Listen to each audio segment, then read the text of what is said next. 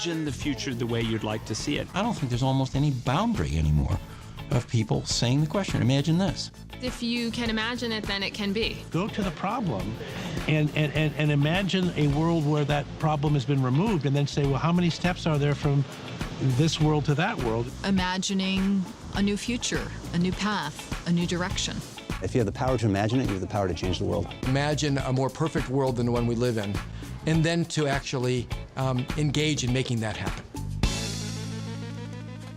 Sorry to interrupt. Hi, my name's Eliza. I just wanted to say that I believe, and I think you'll agree, that there's never been a time in history when the creative spirit wasn't really important. Especially now. Am I alone on this one? In fact, we need a whole new generation of innovators. What better way to do that than by promoting creative thinking?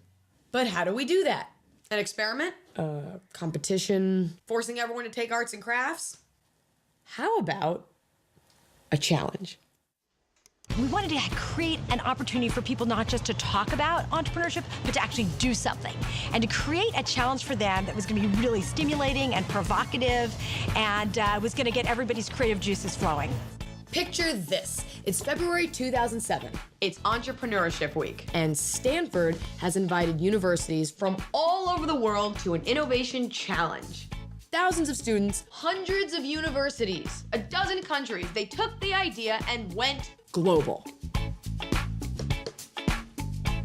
One of the things that's exciting about the challenge is that we're giving people an everyday object and told them to create value. Value. Did you know that there are 18 definitions of that word in the dictionary, and they all apply to the challenge? And of course, you could do it by how much money you make, but you could do it the amount of social value you create, the amount of entertainment value, how creative you are. We have all sorts of unlimited categories. Unlimited! Like an all-you-can-eat creativity buffet. That analogy doesn't work. But you know what is limited for the challenge? Time. 6 days to be exact. Your challenge must be completed by Thursday morning at 10 o'clock. Here comes the good part. The content of this film. Each team will give a 3-minute pitch. You can either show a 3-minute video or have 3 slides, but you have 3 minutes. So, what about this everyday object? What do you think it is? Any ideas? Are you ready? The Post-it.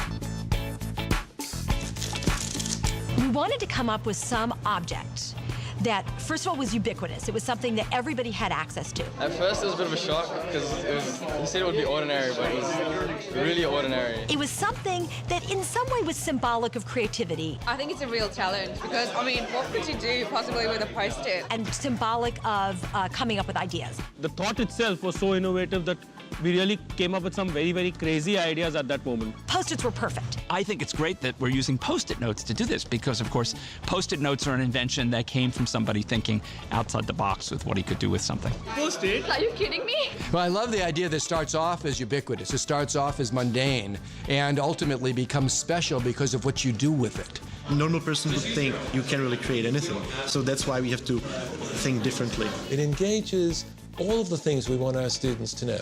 Teamwork, collaboration, communication, imagination. It's all of it wrapped up into one. I think it's very interesting to take part in this activity. It's sort of a good preparation for later life, which is, you never have infinite resources.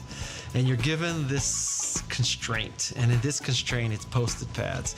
When you're out in the real world, you will also have constraints. You'll not have infinite capital. You won't have infinite employees. You won't have infinite time. Life is like a Post-it pad. Now, adding value to a normal day product is very difficult, and I think that makes the whole challenge very special. It taps into, in some ways, the rawest level of their creativity, because what you're giving them is apparently nothing. And so you're really asking them to create value from virtually nothing. That's sort of the essence of entrepreneurship. If you give students a chance to think creatively, they certainly come up with some really wonderful ideas. And this is an opportunity to test that creativity and to see it in practice.